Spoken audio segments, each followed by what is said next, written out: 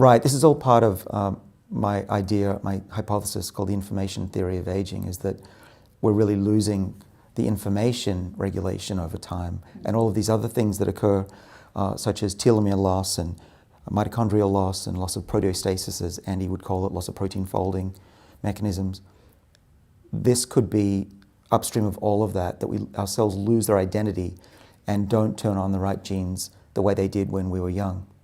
But the trick is, how do you get everybody to go back and reset? And that's what we've been working on. Well, if you think about, as you know, Steve Horvath's work on this epigenetic clock and how he's shown now, I mean, in several different cell types, including from humans, that there's this very distinct epigenetic aging clock that... So I got to jump in because I get a little excited about this. What I've been telling you about the sirtuins in the movement, we've shown is intimately linked to Horvath's methylation clock. Really? Yeah, it's all part of the same process. So this distracted protein DNA repair system, what's happening as that happens is that you get the methyls on the DNA that we use as a clock. But what we're finding is that that clock is a way of resetting the proteins to go back to where they came from, that there are modifications on the genome that say, hey, sirtuins and these other proteins, go back to that gene because that's where you belong 20 years ago, and ignore these other changes which have come on since you were 20. And we think we've literally found what the signal is to get them to go back. Now, NAD is part of that. You need the fuel. But what's the genetic trigger to say, get off there and go back there? And we think we found that, and it's got to do with the Horvath clock being reversed. Is this a new publication? It's something we're writing up right now for a journal. That's super exciting. That's really exciting. Has there been any, and I know we're going on a tangent here, but has there been any evidence looking at, like, for example, like supercentenarians, what their epigenome is? Like, do we know? Very, very little. I mean, they've done the Horvath clock on it. They have? Yeah. And is it different than, like, elderly? For the same age, yes, right. And actually, the Horvath clock has now been done on people who are smokers or obese, and it's quite clear. Yeah, I think they're tumor tissue. Is that right? Yeah. Tumor tissue looks like 10 years older than in the same person, like age match normal tissue. That's interesting because we're reversing the Horvath clock with our new found genetic trick, and we're finding that we're having benefits on those cells as well. So I think this could be cells. Yeah. Wow. And damaged neurons in the dish. That's so cool. I'm so excited. It seems to be something radically new. But so I know Steve well, and his research is really interesting in that it is showing that it doesn't just predict your chronological age; it's predicting also how long you have to live, and which is a really interesting thing. That if you've abused your body and had a lot of smoking and been sedentary, Steve can take your blood and he can say, "Hey, you're 10 years older than you should be." Even if let's say you were a previous smoker, and you hadn't smoked for 20 years, and you've become active and eat healthy, do you think that epigenetic mark is there, or do you think that I think it is. It's there. Yeah. Well, we know the rates of cancer go down, but all the other damage, the changes to the epigenome, what I've been drawing with my hands, this movement of proteins, that's one-way street. It's not that if you suddenly start running in your 60s that it's all going to unless you can identify the signal. Well, the signal, we've been putting that into animals and restoring eyesight in old mice and regrowing optic nerves in old mice, and it seems to be safe. They're not getting no downsides. And this is by manipulating the epigenome? Right. Wow. Right. So we use, we haven't published it yet, so my graduate student, Wan Cheng, will probably kill me for saying too much. But we're both so excited. Even today he sent me a text about a new breakthrough, is that we found not only the genes that trigger them to move, but then the genes that reset the Horvath clock once they get there. Really? Yeah. You've identified the genes that can make them move, make the methyl groups? Methyl groups move. And reset the methyl groups and what gets them to go back. Okay. Yeah. Okay. So wow. I'll give a hint to the viewers, and maybe this will be published in shortly. We'll see.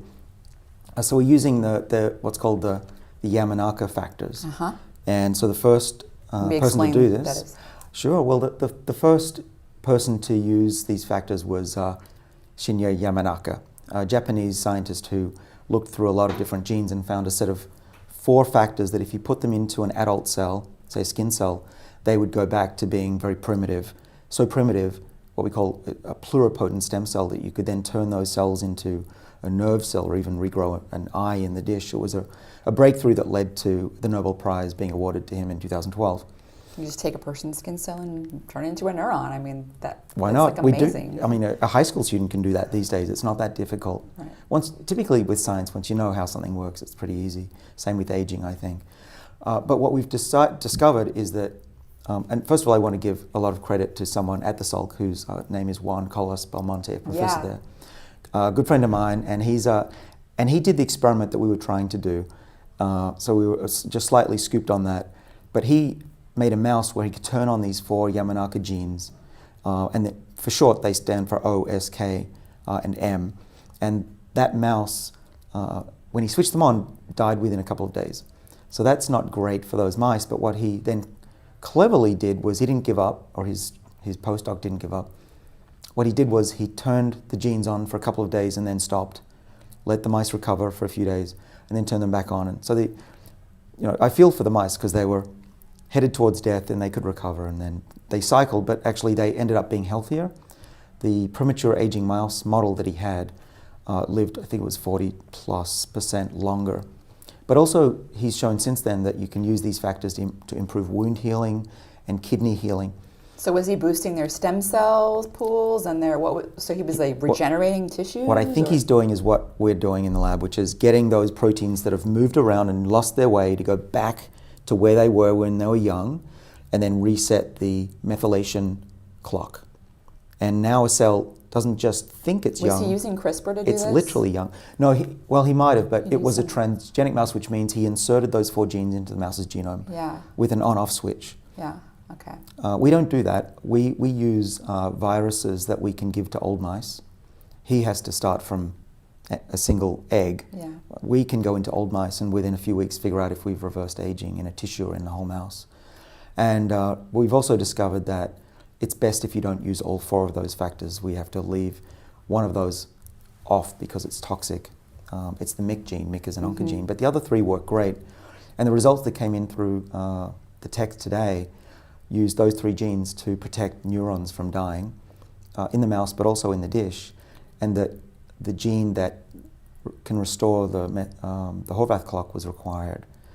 And so we're very close, I think, to seeing the future of where maybe eventually we don't use viruses, maybe we have molecules that can do this, that we can put in a drip or in a pill that can send us back another 20 years. Wow, that's super exciting. I'm like very pumped up about this whole epigenetic clock research and linking it to, basically like being able to reverse aging. I mean, I think that, do you know, is there any evidence that fasting has any effect on that epigenetic clock? Has that been shown, do you know? I have not seen that. I think what I've seen from Steve's work and others is that you can slow the rate of the clock, but I haven't seen reversal yet. And I've shown Steve the results I just told you, and he's pretty excited that someone's figured out, or we think we've figured out why the clock ages, what's causing it, but also what's the first reset that's ever been found. But I would suspect that fasting can help, but probably it's not enough to really do what these powerful genes are doing. Right. One day we'll figure it out. But so fasting, I still do that as much as I can for one main reason, and that is that it's going to activate these defenses that at least slow down and somewhat stabilize the epigenome decay that we call. But we're probably going to need something more potent to really go back 20 years. But do we slow down aging by fasting and running? Absolutely, no question. Yeah, affecting these pathways, the AMP kinase, the sirtuins, the mTOR, and then IGF-1, insulin signaling, all those aging pathways certainly are affected by fasting and caloric restriction. And what's good about those pathways is that they seem to be really safe, relatively safe. So metformin has been tested in millions of people. NAD boosters have been in mice for many years now and in some humans for a while. Even clinical trials that I'm helping to run. So that's good, but on the more potent age reversal, what we call epigenetic resetting, Now we're playing with fire because we're really sending cells back decades. And if you do it too much, you end up turning a mouse into a giant tumor, which is not what you want. Mm-hmm. We're never going to do that to a human. So we need to find ways to make this new, very potent effect safe. So, you could theoretically come to my lab and I could inject you with this stuff, and you could take doxycycline and turn it on for as long as you wanted, and that's all theoretical, but we're not crazy, we're not going to do that. We probably need another few years of clinical testing before I can say that this is going to be usable in a wider context. But if you're wondering why are we testing the eyes, we're testing glaucoma and blindness, old mice, it's because that's already on the market for AAV, so viral use, and it's localized, so if there's any problem, it's not going to hurt the rest of the body anyway.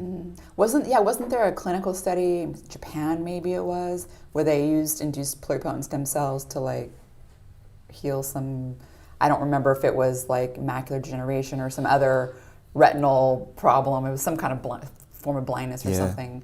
I think I remember reading that study. But just kind of to go back what you were saying about the epigenetic clock and the aging, and I had always wondered about with the Yamanaka, these transcription factors that are able to sort of take a already differentiated cell, like a skin cell or a neuron or a liver cell, and turn it back into a stem cell, a pluripotent stem cell. I always wondered, what about the epigenome, right? Is it do you have an older epigenome, but you're somehow, I do. You actually reset the epigenome, and that's how it works. Yeah. So think of the genome as the digital information. So this is zeros and ones, or in this case, ATGC. But the epigenome is the reader of that, and it's analog, and it's very hard to maintain over 80 years. That has to be the key. It's a loss of information. It has to be. Yeah. Yeah. But how do you get back that information? So I'm going to geek out a little bit because your audience is a smart one. So back in 1938, there was a man, a brilliant person called Claude Shannon. He was at MIT, and he wrote a mathematical theory on communication, and his goal was to correct the loss of noise during a transmission of a radio signal during World War II and beyond. And he came up with a mathematical theorem of how do you make sure that the signal that starts here is pristine when it gets to the actual receiver. And what he decided was you can either make it digital, or you can have somebody who's observing the signal, and then if it gets messed up, you then send a replacement signal. We now call that TCP/IP. It runs the internet. That's how it all works. That's why it works. And we wouldn't have an internet if it wasn't for Claude Shannon's work back in the 30s and 40s. I think that's a good recipe for understanding why we age, loss of noise over time, analog systems, very prone to noise, but that system of resetting aging, how do you get the original information back that it was when the signal was first sent? That's what we're working on. That's what we think the Yamanaka factors are able to do. They are the group that sits above and says, oh, that signal is degraded, use that signal. Yeah, that's cool. Well, so that's all. High five. Thanks, Rhonda. I'm excited. That I've been writing up in a book, which is coming out later this year in September. And so I've been so busy writing a book, I haven't even put this out in scientific publications. So it may be one of the first times that a scientist puts his whole ideas and theories in a book before it comes out in peer review. So we'll see. Right. But I think it's there for people to judge. Maybe by September I'll have some scientific papers written up as well. What an exciting field. Do you think other scientists in the aging field will start working on this? I feel like there needs to be a big push. Yeah, it's growing fast. So right now, I mentioned Juan Carlos Belmonte in the Salk. He's the pioneer.